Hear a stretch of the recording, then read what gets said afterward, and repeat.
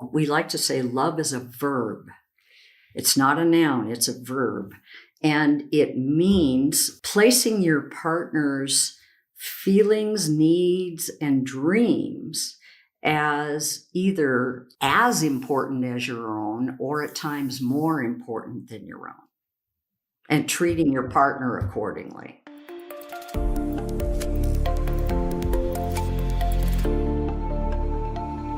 Okay, welcome back, or welcome to the Finding Mastery podcast. I'm your host, Dr. Michael Gervais, by trade and training, a high-performance psychologist. And we've got an exciting 2-for-1 today as I sit down with Doctors John and Julie Gottman. I have a feeling a lot of you will be paying extra close attention to the insights of today's guests. The world's leading relationship scientists, the Gottmans, have been called the Einsteins of love.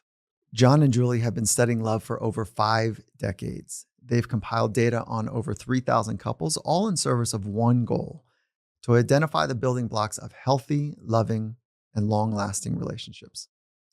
Together, they've co-authored many best-selling books and founded the Gottman Institute, all to further their commitment to research-based approaches to relationships. Their new book, The Love Prescription, is a New York Times bestseller and details a simple but powerful 7-day plan to transform your relationship. I'm honored to have this conversation with them, to learn about a few small changes that they found to fundamentally alter romantic love for the better. Their research has been foundational in my personal and professional life. Whether you're a skeptic or a romantic, married, pursuing a romantic relationship, or longing for a way to expand your perspective on either, I trust you'll find this conversation enlightening. I think all of us want to experience healthy love, and many of us find it elusive. And so I'm grateful to John and Julie for spending so much of their lives on a topic we can all deeply resonate with. So with that, let's dive right into this week's conversation with Doctors John and Julie Gottman. Oh, I can't believe I'm sitting down with the Gottmans. And I just want to say thank you for the contribution you've made to the field and to my professional and personal life as well. And you've been in this for over 50 years and studying the science of love. Just as a general idea, what is still fascinating you about this science, and particularly about the science of love? I think what is fascinating me, Mike, is how to treat couples who have complicated lives, couples who may be seriously depressed, or one partner may be struggling with an addiction. I have a lot of couples who are coming in, particularly after the pandemic, and so distressed, so unhappy. They may have lost their direction. They're not sure what's going to give their life meaning and whether or not they really belong with this current partner. And many times they don't have the tools to forge a bridge between them, particularly since they were crushed together during the pandemic and are just looking for space at this point. So it's challenging, and particularly challenging as a result of what's outside their relationship as well as what's inside. Yeah, I would have to agree with Julie that we did a study with 40,000 couples about to start therapy, an international study with same-sex and cross-sex couples, all kinds of couples. And Julie's right, over 60% of the time, couples had these additional problems, these comorbidities that went along with unhappiness in the relationship. They were struggling with addiction, violence, depression, all kinds of other things that really impinged on the relationship. And treating couples with all of those problems by the time they start therapy is a real challenge. Yeah, it's one of the more complicated, in my mind, it's one of the more complicated parts of the science. The psychological science is about relationships. And there's, I'd love your take on why you think it's so complicated, or why why I sense that it's so complicated. Maybe you value the complexity as well. And do you have a bright line about why this part of the science is so complicated for so many of us? I think, Dr. Mike, it's a really, really good question. And there's a very simple answer to it, which is nobody took Relationships 101 in high school. Nobody learned the skills. Nobody typically saw modeled in their homes the ideal relationship where people were really solving problems in a kind way, in a calm way. People may be getting flooded when they were growing up, meaning they would get so upset they would be screaming and yelling at one another. So most of us didn't have role models on which to base our own relationship skills and intimacy later in life. So how are you supposed to learn these things? And if you haven't learned them, then on the presence of them, you're overwhelmed. It feels like, oh my God, it's so different. It's so much to learn, etc. But actually, it isn't all that complicated. One just has to learn the skills that we teach, as well as ways to really deeply connect with their partner to sustain a very good relationship. In your new book, The Love Prescription, why did you write that now? Because what you just talked about, I'm nodding my head emphatically saying, yeah, the tools, the skills to work, which I wasn't taught them. It was your work that introduced them to me. And I also think I'll add one more layer of complexity that seems apparent to me. And you might wave me off of this, please do, is that I came into the relationship as a young person with all of the baggage, from my life. My partner, my wife, comes into the relationship as a young person with all the baggage. We've been married 30 plus years, and her baggage and unique tripwires or triggers. And we are, in an unsophisticated way, trying to be in the best relationship we know how, but we don't have the ideal model. We have our models that we came from our parents. And so it's all this baggage, all these tripwires with lack of tools, and trying to do our very best. And I feel like that's most of my friends and most of the high performers I work with, that the tools are wanting. And there's all this non-conscious triggers, tripwires that are not brought to the surface readily, that we're constantly tripping over those things. So would you agree that that's part of the complication, or do you say, no, it's really about skills? Well, let me try to answer that question. And the reason that we wrote this book is that a lot of times people feel so overwhelmed by the challenge of making a relationship work that they don't ever get started. And so, we thought, why don't we write a book where it's going to be really easy to get started and the principles are not really very complicated. And could we actually change a relationship in just a week? Could we give people a prescription that'll help them get started? And once they do these things for a week, they'll see that, in fact, it's not that complicated to have an intimate relationship that lasts. That was kind of our motivation. There is a second part to your question that I want to address that is very important. That's why I interrupted you. Normally I don't do that. Cool. Baggage. Let's talk about baggage. Nobody comes from an ideal childhood. Nobody does. Everybody has, as you put it, tripwires in their adulthood that relate back to their childhood.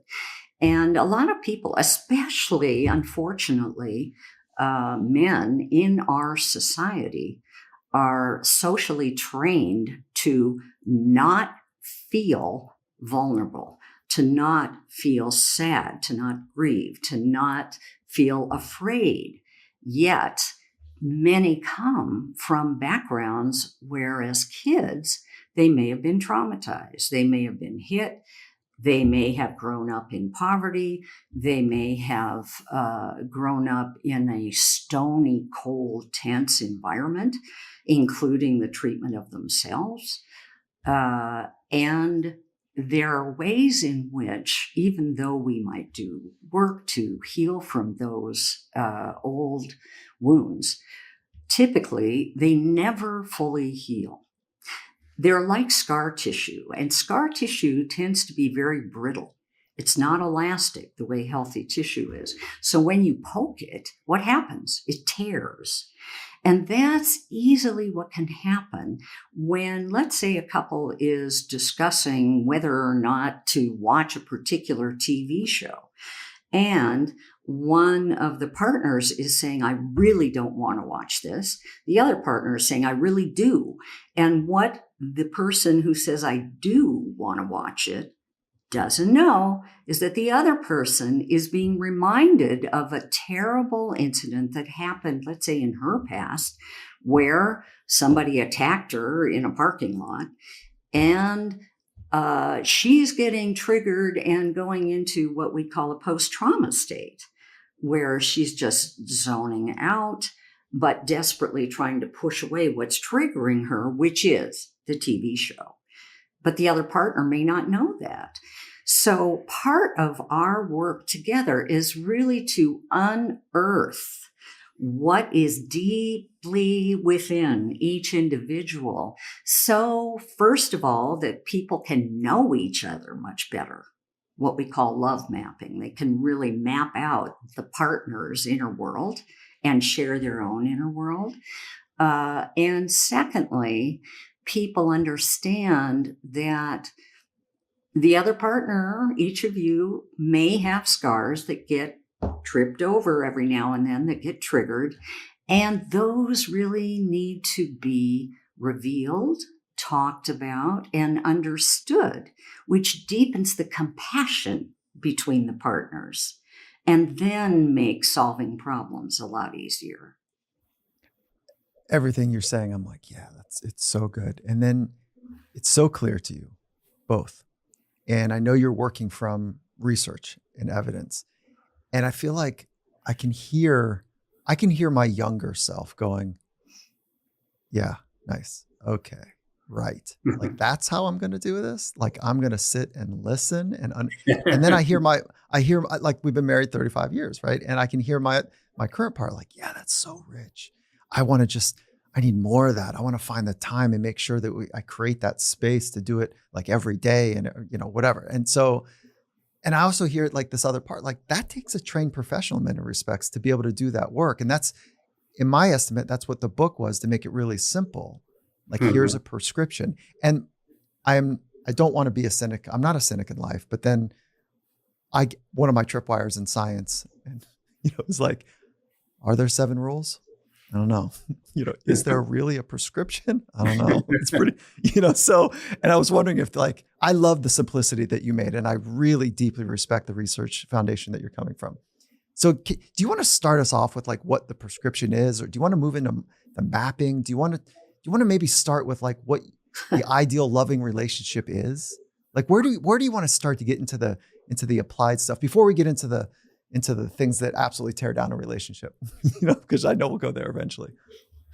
Okay. Yeah. Well, one of the things that was so interesting about the apartment lab that Julie and I designed, where we studied 130 couples right after their wedding, just a couple of months after the wedding, were these small moments that the camera operators noticed where, they're just hanging out in this apartment lab for 24 hours. And one person's just trying to get their partner's attention or interest or have a conversation. And a lot of times the other person just kind of blows it off, really doesn't see that this is an important moment and turns away from that attempt to connect. And in that small moment, when people actually do connect, they really actually see this is a bid for attention or emotional connection. It has so much meaning. It really kind of builds this emotional bank account.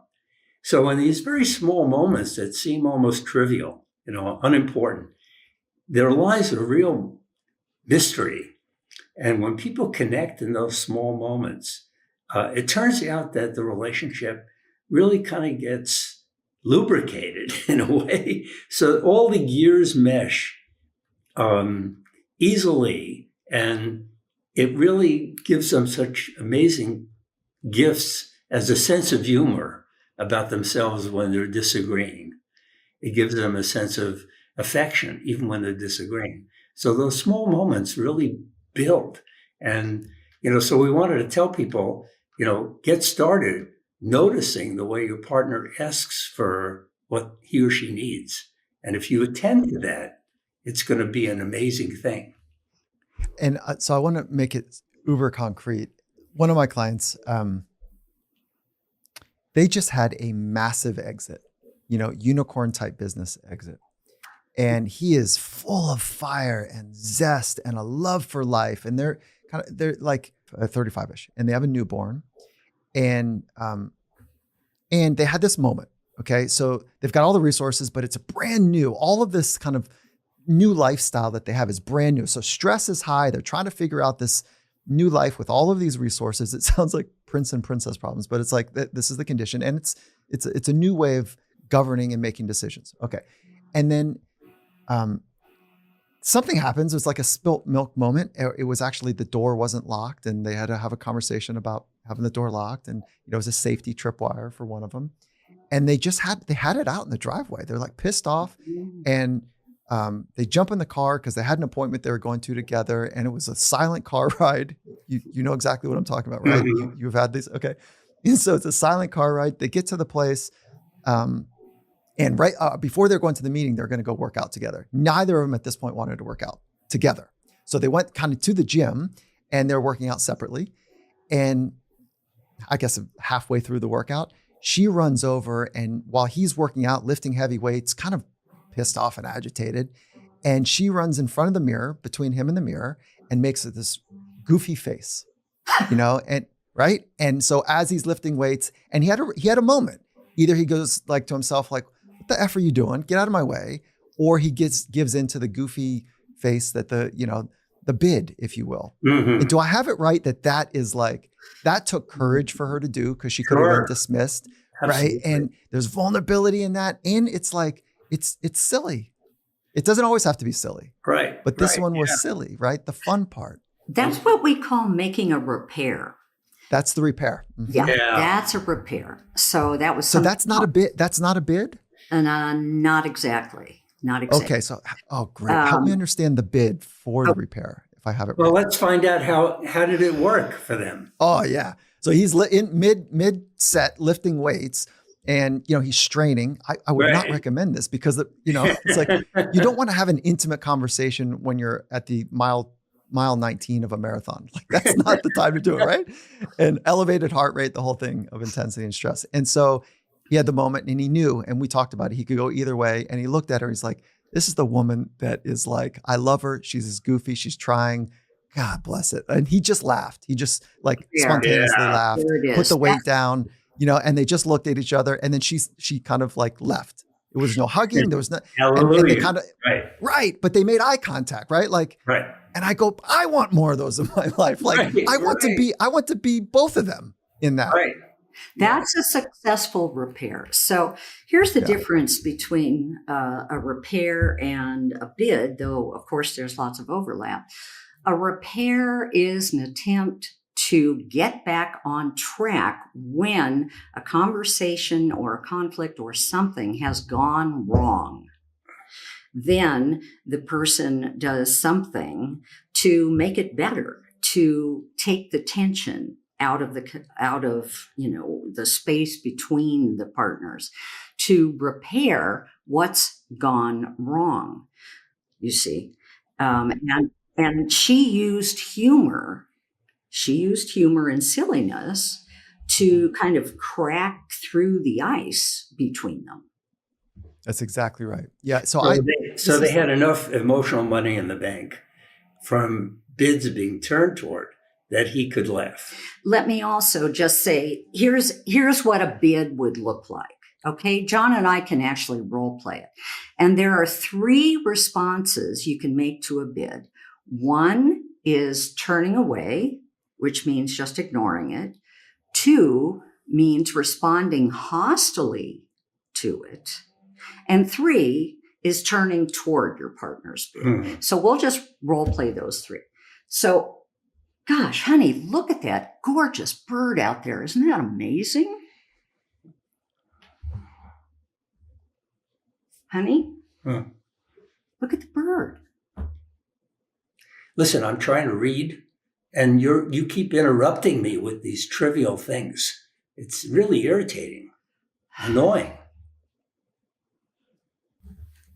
Hey, look at that gorgeous bird out there. Wow, it's a blue jay, right? Yeah. Incredible. That's it. That's all it takes to turn towards a bid. So what I'm doing there, you saw John, when I first pointed out the bird, I was just looking to share a moment with him. And you're saying that's the bid. That was the bid. I've had this wrong for years. Okay. God, I'm so glad we had this go, because I've been thinking the bid it took place as the first kind of entry into repair. I thought what she did was the bid, and then they're going to have a conversation later that was going to deepen the repair. And I don't have it right. Okay. Awesome. Yeah. So bids for connection are much bigger than that. So they include bids for shared interest in something. That's what I was doing just then. A bid may be making a request. Honey, would you please clean the counters in the kitchen? That's a bid. A bid also can be much deeper, like, honey, I'm having a terrible time dealing with this relationship. I really need you to talk with me about it. Would you please? Can we make some time to do that? Is that okay? Yeah, that would be fine. See, there you go. So those are all bids for connection. You have a second career waiting for you. Like, you guys should take this on the road, which I know you have quite a bit. All right. So bids for attention, bids for connection. And really what we're looking for is a response, right? Is that what we're turning toward? We're looking for a particular kind of response that we call turning toward, which is typically affirming of the other person. So joining the other person if they're asking to share a moment where they're interested in something. It can be a response of, yes, sure, I'll do that. A positive response might even look like this. Honey, I don't have time to do this right now, but I promise you I'll get it done before the end of the day. You always say that. And, like, honestly, I'm starting to think that you don't really want to do it. You're just saying that because you know that it's the nice thing to say. Okay, well, I can understand you feeling that way because I've let you down many times. But right now, I really truthfully am saying, I promise to do this task you've asked me to do. So see what happens. I'm really glad that you bring this up because honestly, I feel like every time I'm into something and I'm doing something that requires a lot of focus, it's like you're kind of needy. And it's like, I know we're doing the bid thing, but I think you're overbidding. Okay, so I'm going to step out of role for a minute. Oh, come on. It was almost so good. We were almost there, Julie. That was a criticism. Yeah, that's right. It was a criticism. Right? That's where I was going. I'll go back into role. So, okay, cool. Mike, I'm feeling really defensive right now. Can you say what you want to say in another way? No. You know what? I'm over it, and you're just going to have to figure it out, and you're going to have to come to me like when you get it together. I'm doing stonewalling. Okay. Okay. Let me not do that. Let me not be cheeky.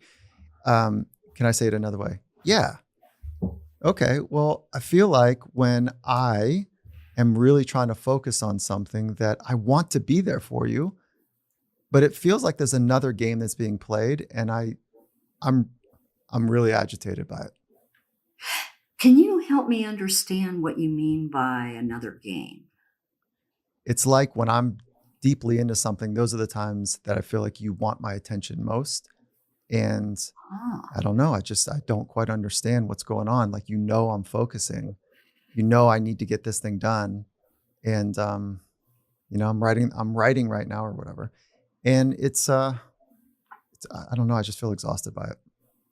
wow. So let me make sure I'm understanding you correctly. You're saying that it seems to you that when you are focusing the most on something that you are doing, it seems to you that I approach you particularly at those times to get your That's the way, attention? that's Julie, that's the way it feels to me. Yep. Oh, God, what a drag. That must feel pretty crummy because you're divided between your Yeah, task that's what I've and been me. trying to tell you.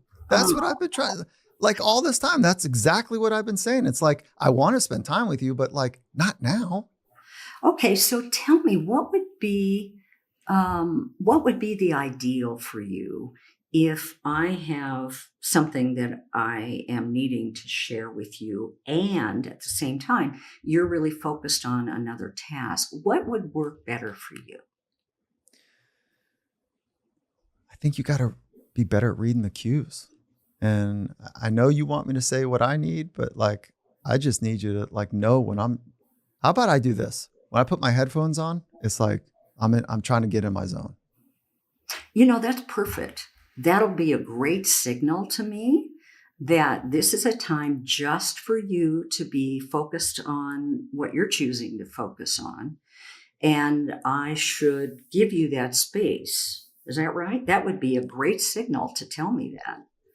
Cool. That was, so I'll pull out now, Julie. That was like, that feels like the normal kind of circular thing that could happen. Like, Mhm. I went to irritation, frustration, blaming, pointing finger, criticism and defensiveness is what we're stuck in. And you pulled us out of it. And can you, can you describe what you're doing to be able to do that? Yes. Because this is the takeaway, right? What you're about to say is going to be gold. And so can you explain this for folks? Maybe silver, not quite as valuable. Okay, Uh, good. okay. Actually, I think this is more, you guys know this. This is where people get stuck. I know. Defensiveness, critique, I and know. like, it's the spiral, snake eating its tail. And then it gets like, then frustration is part of it in a way that it's like, what are we doing? Like, why Yeah. do we keep having this conversation? Right. Okay. Okay. So here are the steps that I took during that conversation to change the course of where it was going. First of all, when you spoke your first criticism of me, you're too needy, basically. Um, I took the feeling I had, which was ouch, and I turned it into I'm feeling defensive. So rather than going defensive and getting angry about what you said, instead, I described what I was feeling. I'm feeling Gold. There's the defensive. gold. That's Yes, there's that's the gold. part of it. And Yes. then asked if you could rephrase what you said that wouldn't make me defensive. Basically, that was the first. Then let's see. Then I think you started getting frustrated and a little bit angry. And what I did then, I realized, wow, this is really a big deal for you. I could tell that from how you were feeling. And so I moved to another skill, which is to summarize what I heard you saying, and not only summarize it, but give it some validation. There's gold number 2. Validation means, from your point of view, I could see how you feel that way. That makes sense to me. I step into your shoes. I empathize, try to, with what you may be feeling. And I think to myself, yeah, if I were him, I might feel the same way. So I say that to give you some validation. And validation is one of the biggest tools that calms down the conversation. And you might note, you calmed down after that. The frustration vanished. I checked it with you. Did I get it right? Make sure I heard it correctly. And then I asked you for what you needed.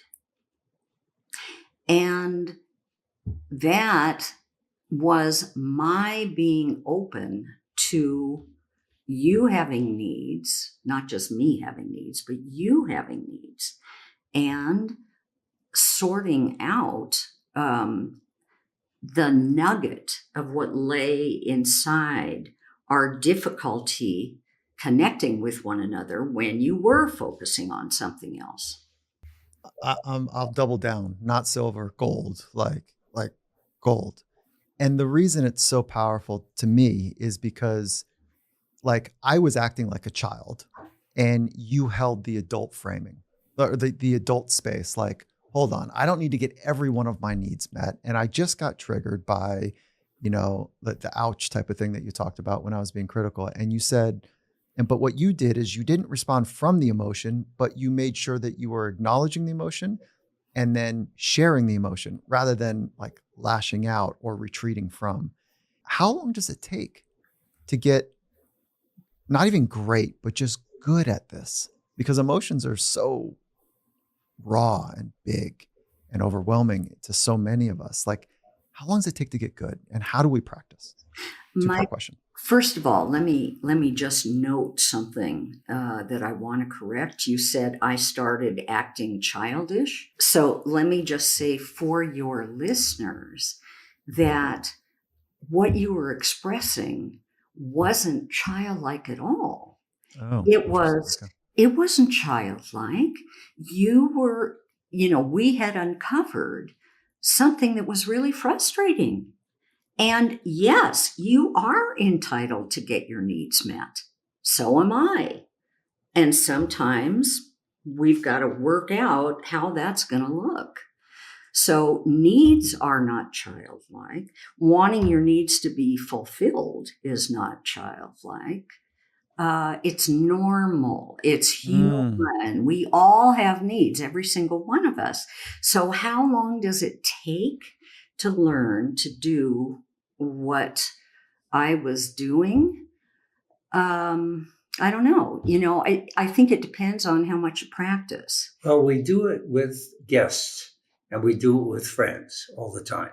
Good point. So we have those skills, when a friend comes over and, spills the wine all over your tablecloth, you don't say, "Get out, you ruined my tablecloth." You say, "Hey, that happens. Can I get you another glass of wine?" We're kind and generous towards strangers and friends. And so I think we have the skills. It's a matter of really, in the moment, just listening.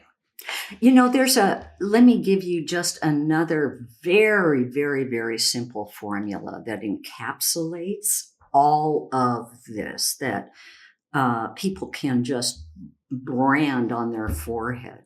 Describe yourself. Don't describe your partner. Simple as that. Describe yourself. I. Describe your feelings. Describe your needs. When you slip into describing your partner, especially when you're upset or angry, then you move into criticism. You're so lazy. You're so selfish. You're so needy. You're you. That's not going to work. So you start, if you want to bring up a problem with your partner, you describe yourself. I'm feeling what? I'm feeling frustrated. I'm feeling angry. About what? What's the situation? Not the character trait of your partner. What's the situation? I'm upset that the bills haven't been paid yet. That's the situation. Then you ask for what you need, the positive need, meaning how can your partner shine for you? It's not what you don't want them to do. You ask for what you do want them to do. That's the Awesome. formula. Can I add something here? Yeah. The original idea of being a great listener was really flawed. I think that's part of the problem.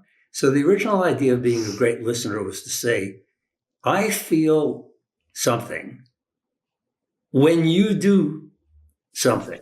Yeah. So it turns it back on you. So I say, I feel angry when you are too needy. Right? It's a So it turns classic, out to be an attack. It's not really listening. Yeah, right. And Yeah. listening has to not have that attack in it. It has to say, Yeah. I really feel angry when I'm concentrating and, I get interrupted by your needs, right? I feel sad when you keep doing this. Yeah, that's not that is not the recipe here or the prescription. Right. Exactly. Yeah. Right. So taking your situation, here would have been a way to say it right from the get-go. I feel frustrated when I'm focusing on a task and something pulls me away from it. And I just want to stay focused on it. Cool. Yeah, There's that's no great. attack. Yeah. There's no attack, you see. Yep. Right. What we found in our research were there were 4 big predictors of relationship demise over the years, because we followed couples for as long as 20 years to see what would happen to their relationships and videotaped them. We took physiological measures like heart rate. We took how much they sweated in their palms and so on. And then we brought them back every few years to see what happened to their relationship. So we learned there were 4 big predictors. 1, criticism. So criticism means blaming your partner, some character trait of your partner, for the problem that exists between you. And there's where the words like lazy, selfish, mean, blah, blah, blah. You all always. Those. You always and you never. Those are also criticisms. Interestingly enough, because they imply a personality trait. You always forget to do the dishes, whatever. So that's criticism. The second one we saw, defensiveness. And defensiveness is a way of warding off an attack, what feels like an attack, by either counterattacking. Oh, yeah? Well, you haven't cleaned out the garage. Counterattacking, or whining. Oh, yeah? Well, I did the dishes last night. Right? That's defensiveness. The third is contempt. And Mike, that one is like sulfuric acid for a relationship. It's the very worst of the big predictors. What it is looking down on your partner from a place of superiority and treating them with a little disgust and scorn. And it can be a look. It can be a look of disdain, right? That's right. Rolling your eyes. You don't have to drop the F-bomb. You don't have to use the hate word. Like you can look at somebody, cut right through every word of disdain and contempt. That's right. Yeah. When that happens, if that happens a lot, is it like, probably should get a divorce if you guys can't figure this thing out? Like, is it that? I think, but they need therapy. They need help. Correct. Yeah, correct. People who are doing a lot of that are going to have a lot of emotional injuries in the relationship, a lot of pain, lots and lots of pain. In fact, we found that the number of contempt expressions a partner hears in 15 minutes not only predicts how badly the relationship will go, it also correlates with how many infectious illnesses the listener will have in the coming year. Meaning, I've missed that bit of your research. That's phenomenal. Contempt destroys the immune system. How about it? Isn't that amazing? Yeah. And just to be clear, it's not like, you randomly would measure 15 minutes, you'd give them something to wrestle with. You give Right. them something emotionally charging to think through. Right. And talk about, try and solve. And talk about. Yeah. Right. And then inside of 15 minutes, and like, what kind of numbers are we talking about? Like, is this 4 contempts experiences, or is this like 14? Sometimes it's even the way a conversation about how the day went begins. I remember this one guy who said, why don't you talk about your day? It won't take you very long.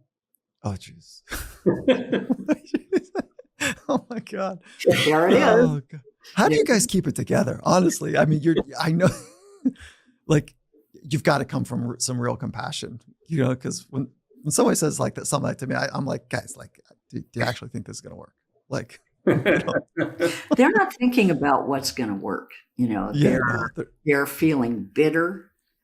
They're feeling angry. Perhaps they've gone through a lot of attack within the relationship that's taken them to that place. Or they come from a family where there's a lot of contempt and disdain. My wife and I, we come from loud families. My wife is Latin, Cuban, identifies most with her Cuban descent. And I've got some Irish, Italian.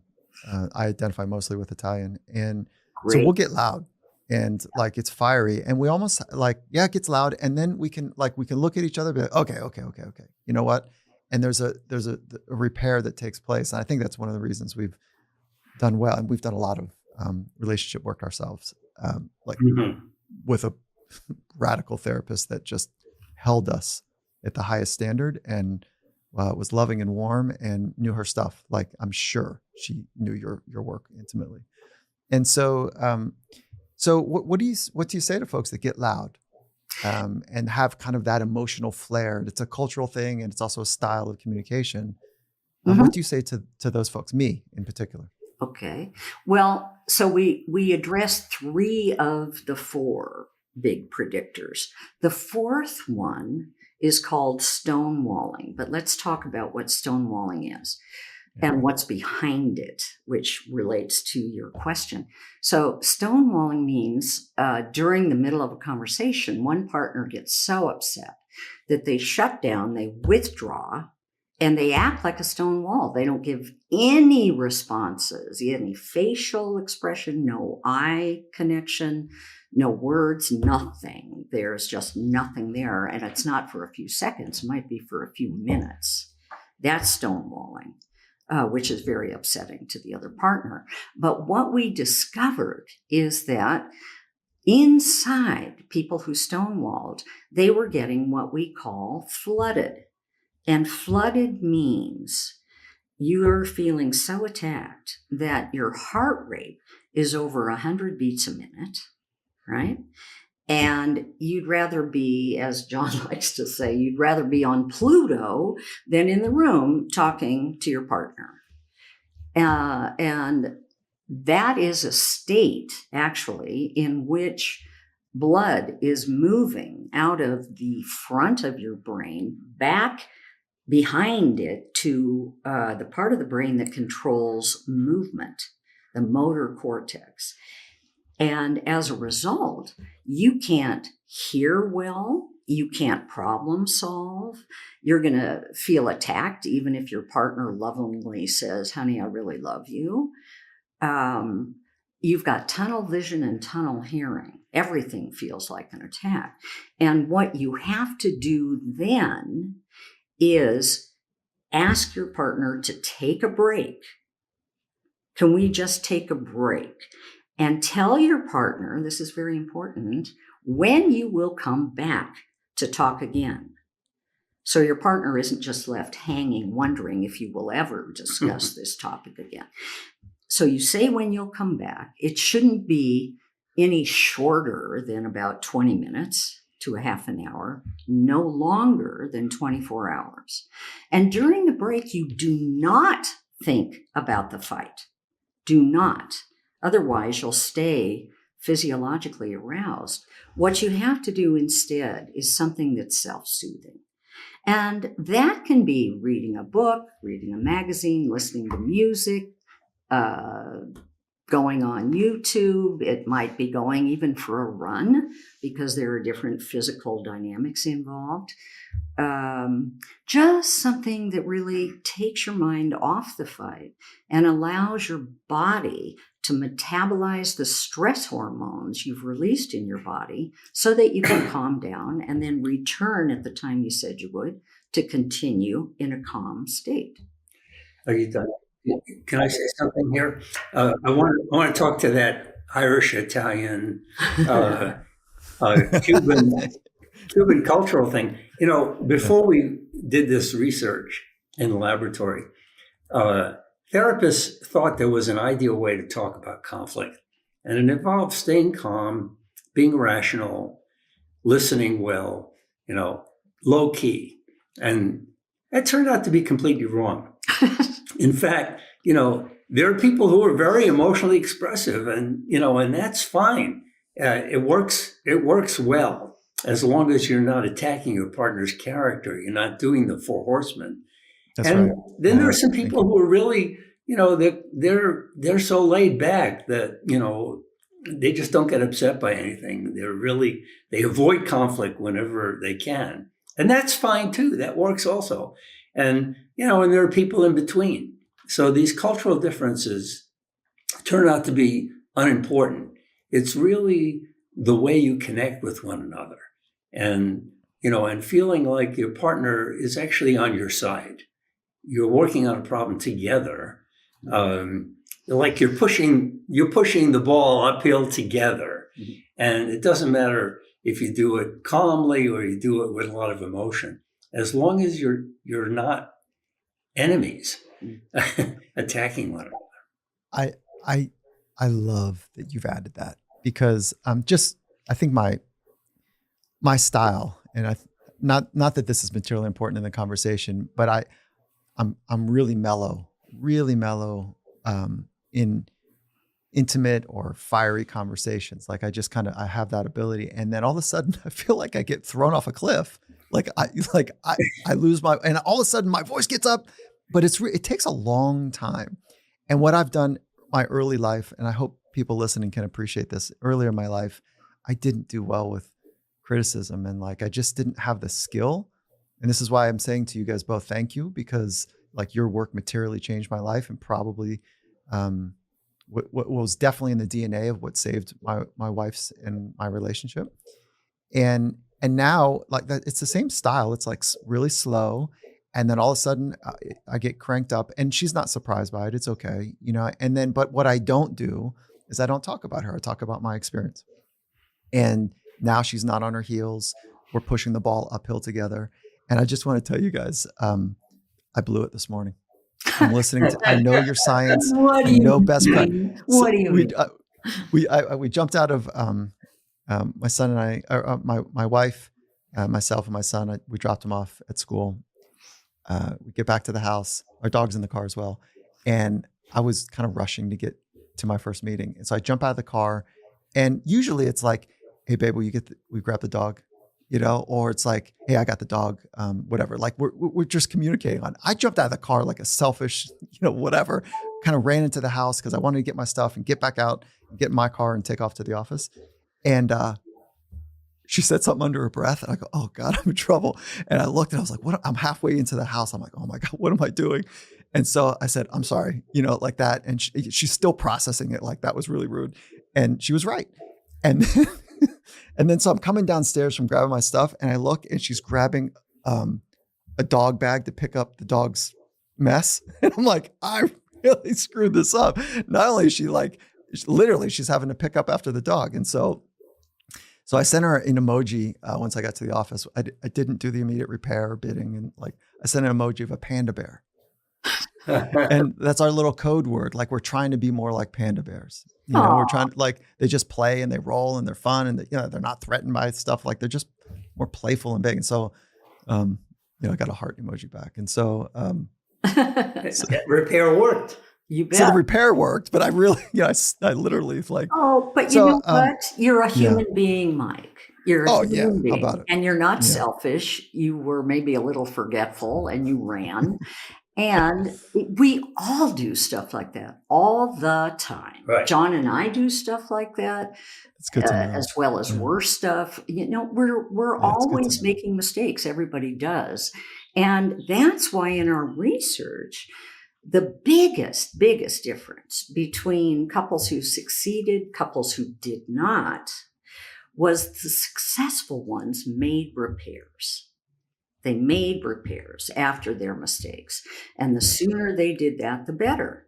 So look at you. You did everything right, right? As soon as you got to the office, you made Yeah. a repair. Yeah, And she accepted the repair, and boom, it's gone. there So we go. that's Yeah. terrific. You cleared the channel between you.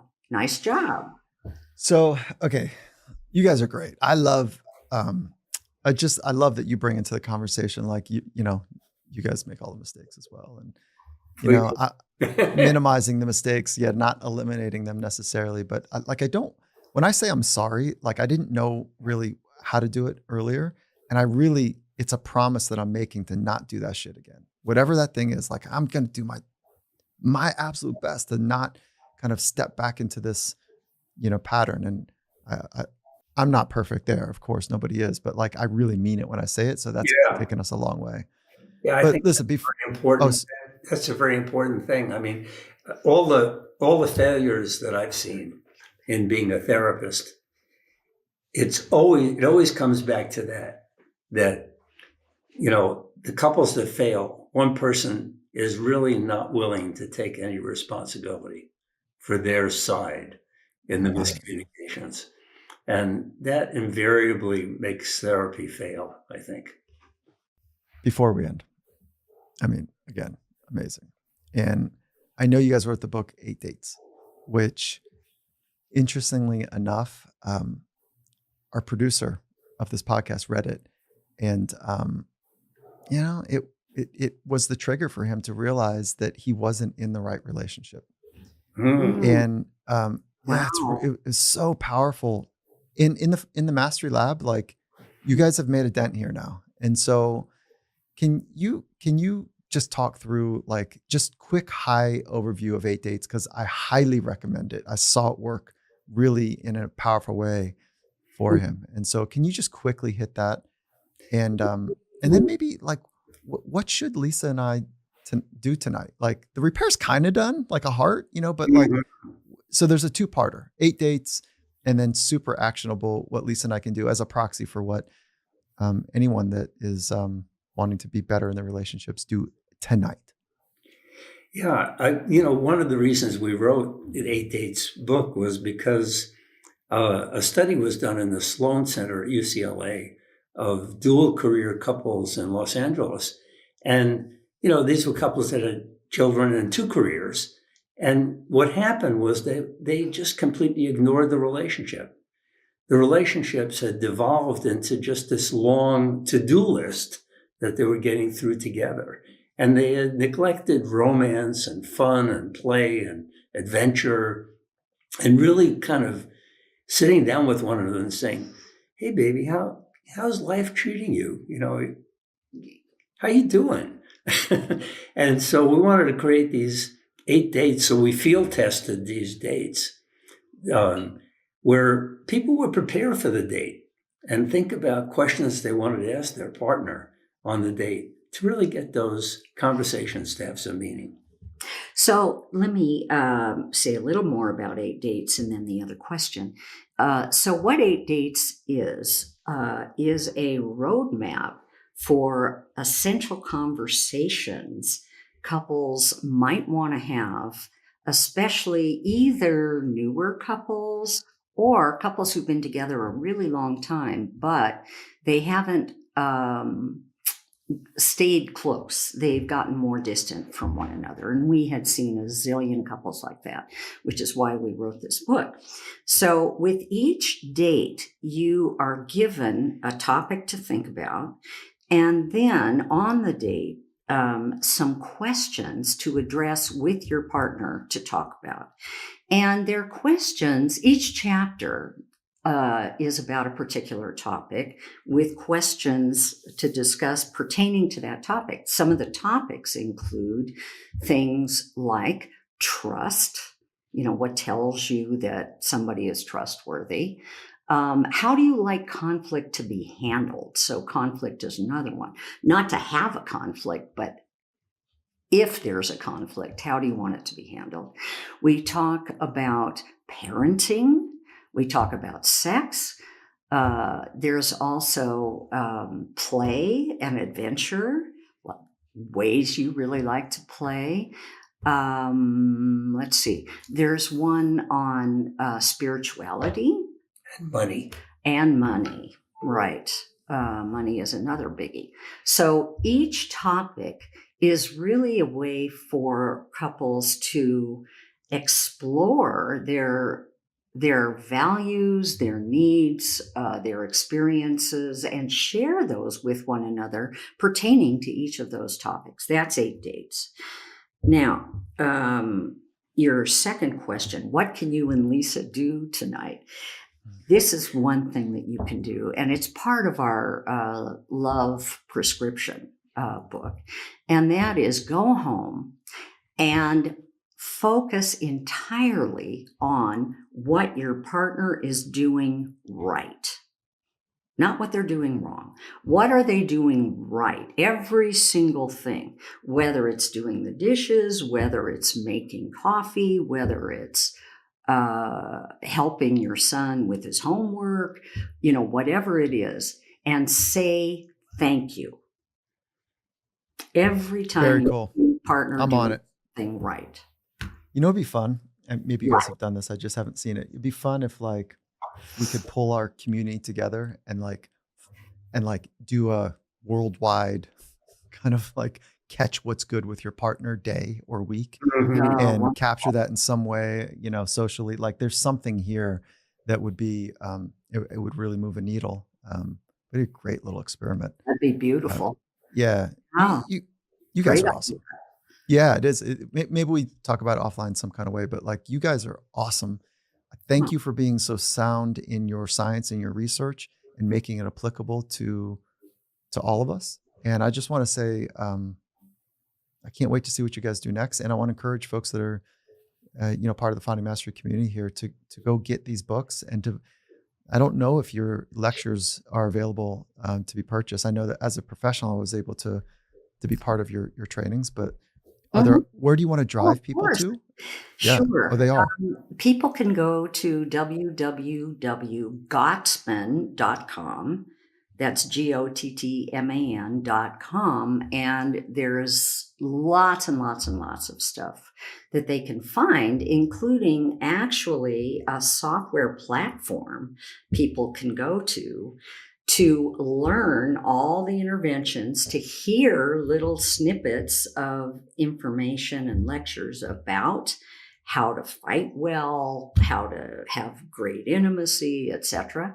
It's all there on that software platform. And last but not least, we've just finished a book that I think will be called Fight Right. And that'll be coming out in, I don't know, as long as it takes to print it. Valentine's Day.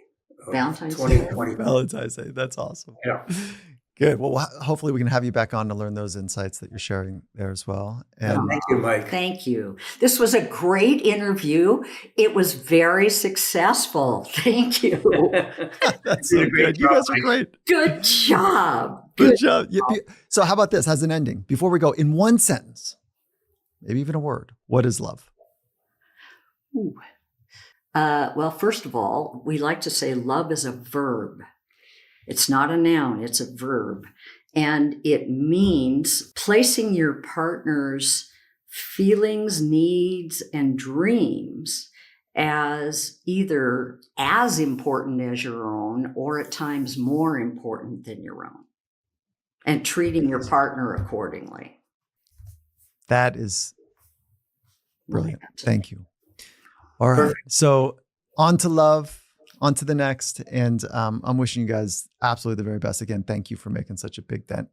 And John, maybe I think I might have stepped on your words with the delay here. Did you want to add or did you? No, her definition was perfect. Yeah, it was, wasn't it? Okay. Thank you guys for making such a massive dent in the world. And I really appreciate Thank you, this Mike. time together. Thank you, Mike. It was a great interview.